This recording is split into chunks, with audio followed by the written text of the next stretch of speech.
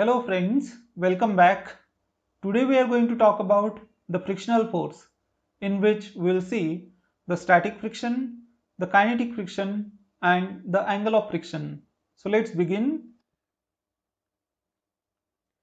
So let us suppose that there is this block resting on this floor and this man wants to move this block from this point A to some other point, let's say B. So the man exerts some force, a very little force on the block, and what he sees is that the block does not move. So the man increases the force little by little, and at some point the block begins to move. So why was not the block moving in the first place when the man started exerting some force? So the answer is, when the man started exerting some force, let's say capital F, there was some opposing force, some frictional force, which was opposing the relative motion between the block and the floor. So this frictional force is denoted by F suffix S and it is called as a static friction. Static because it is trying to keep the block steady at rest. So the static friction is kind of a self-adjusting force, in a sense that when the man increases the force, the static friction also increases. But there is some limit up to which the static friction can increase, and therefore when the man surpasses that limit, that is the force exerted by the man increases beyond the limiting value, the maximum value of the static friction, then the block begins to move. All right. So it is found that the static friction, the maximum value of the static friction is directly proportional to the normal reaction, and we know what normal reaction is. So there is some gravitational force acting on the block, which is equal to mg, mass of the block multiplied by acceleration due to gravity, and there is some upward force acting perpendicular to the floor on the block, which is called as normal reaction, whose magnitude is just equal to the gravitational force. So it is found that the maximum value of the static friction is directly proportional to the normal reaction, which means that the static friction F suffix S max is equal to some constant. So the constant is denoted by mu suffix S and it is called as coefficient of static friction. So the maximum value of the static friction is equal to mu suffix S multiplied by the normal reaction. Okay.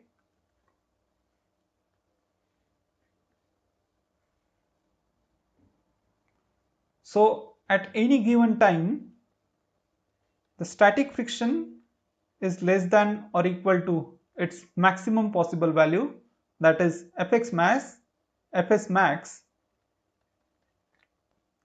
and therefore the static friction is less than or equal to, we can say, mu s multiplied by the normal reaction.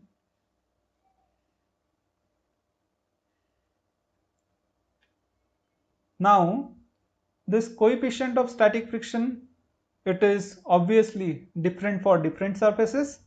So what we can say is mu s depends upon the surfaces in contact,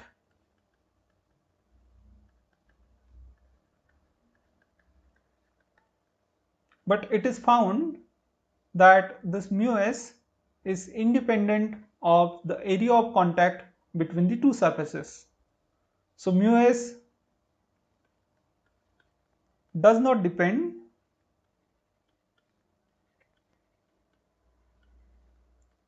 on the area of contact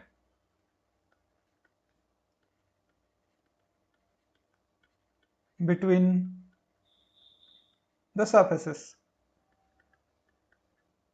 which means if we have two different blocks having same mass as shown here, and we keep them in such a way that their area of contact with the floor is different, then the maximum value of the static friction which can act on both these blocks will be just equal, because since mass is equal, weight of these two blocks is equal.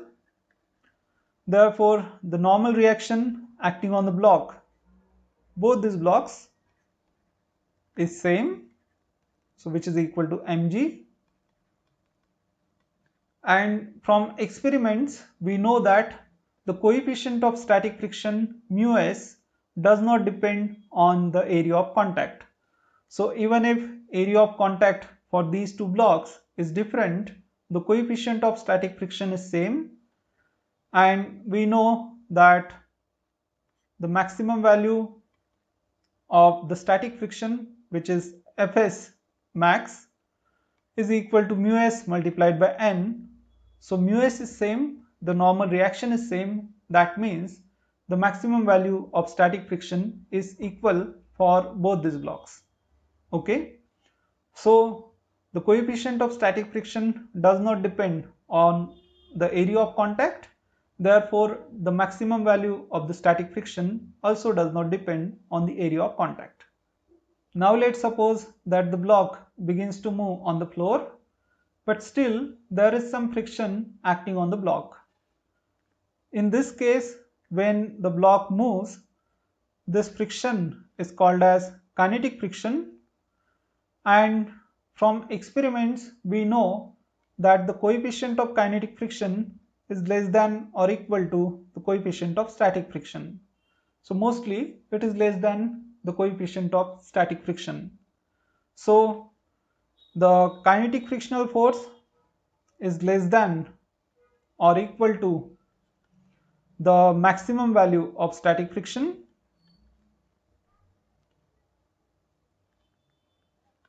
So kinetic friction is represented as mu k multiplied by the normal reaction, and therefore now the net force acting on the block is force exerted by man minus F suffix k.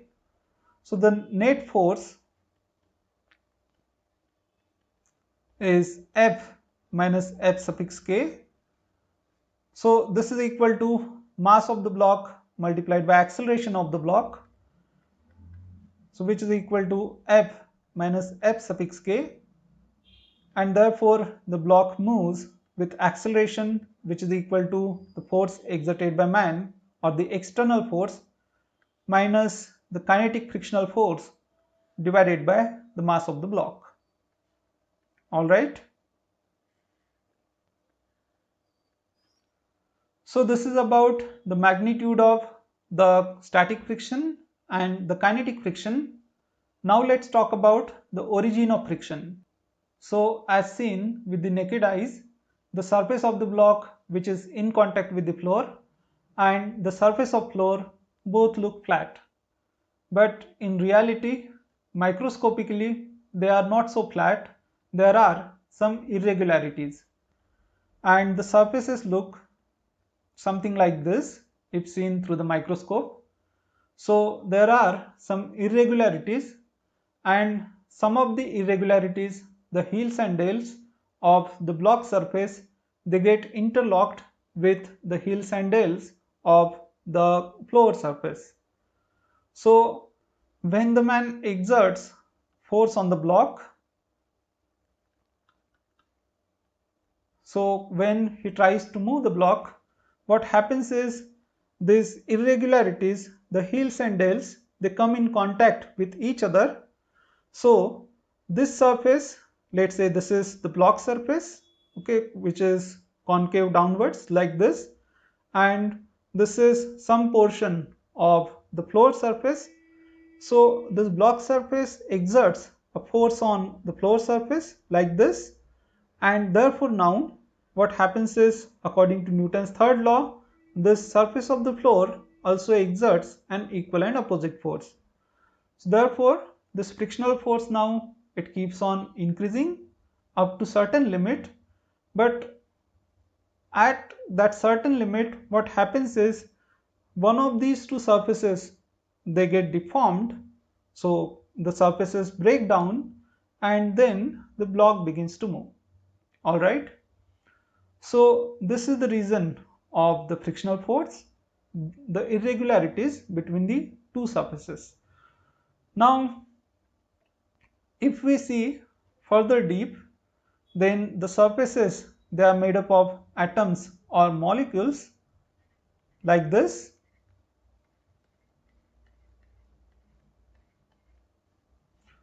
So the atoms or the molecules of the block surface they form some temporary bonds with the floor surface.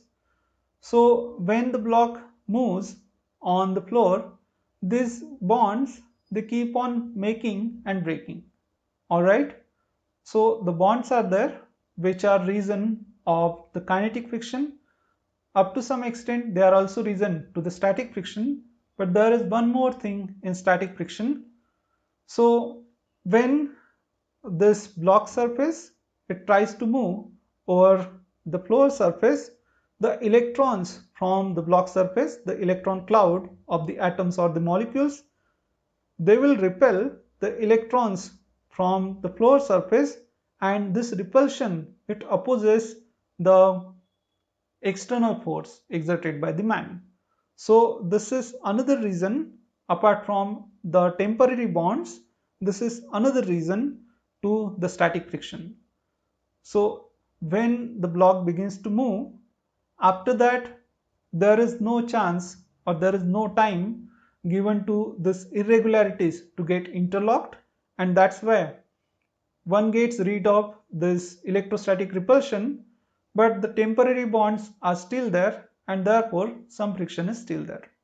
Alright, so this is the reason why the kinetic friction is less than the static friction. Alright, so now let's talk about the next topic, which is angle of friction. So let's consider this book and this box. So right now the book is horizontal. I will change the angle gradually and gradually. So at some angle with the horizontal, this box will begin to slide over the book.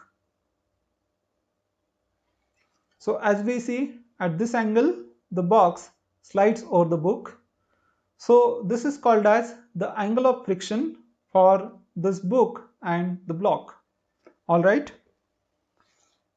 So this angle of friction will be different for different surfaces, and we'll see that there is some relation between the angle of friction and the coefficient of the static friction.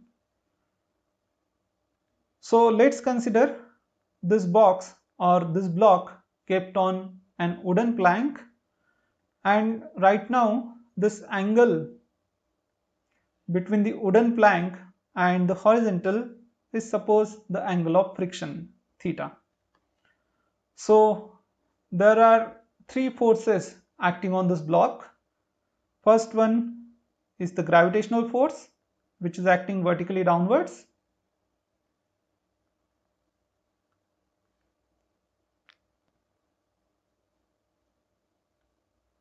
So the gravitational force is equal to mg. After that there is normal reaction which acts perpendicular to the surface of the plank. So this is the normal reaction which acts perpendicular to the surface of the plank, and this is the static frictional force which acts along the surface of the plank, and it opposes the possible relative motion between the block and the plank. Now we can resolve the gravitational force into two components. So this is the component along the surface of plank, and this is the component perpendicular to the surface of the plank. So now if we consider this triangle, So this angle is theta, and this is a right angle triangle. So this angle is 90 degrees. Therefore, this angle must be 90 minus theta. But here, this angle plus this angle is equal to 90 degrees, and this angle is 90 minus theta. So this angle must be equal to theta. All right. So now we can see the magnitudes of the two components. So this component is mg multiplied by cosine theta, the component perpendicular to the Planck surface, and this component along the surface of Planck would be mg multiplied by sine of theta. All right. So under the equilibrium, when the sliding has not started, all the forces, they are balanced, and net force on the block is equal to 0. So what we can say is, for equilibrium along the surface of Planck,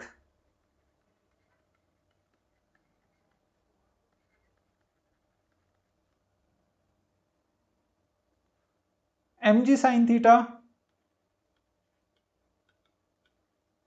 and F suffix s, the static frictional force, they are in opposite direction. So I can say mg sin theta minus Fs is equal to 0. That means F suffix s is equal to mg into sin theta. All right.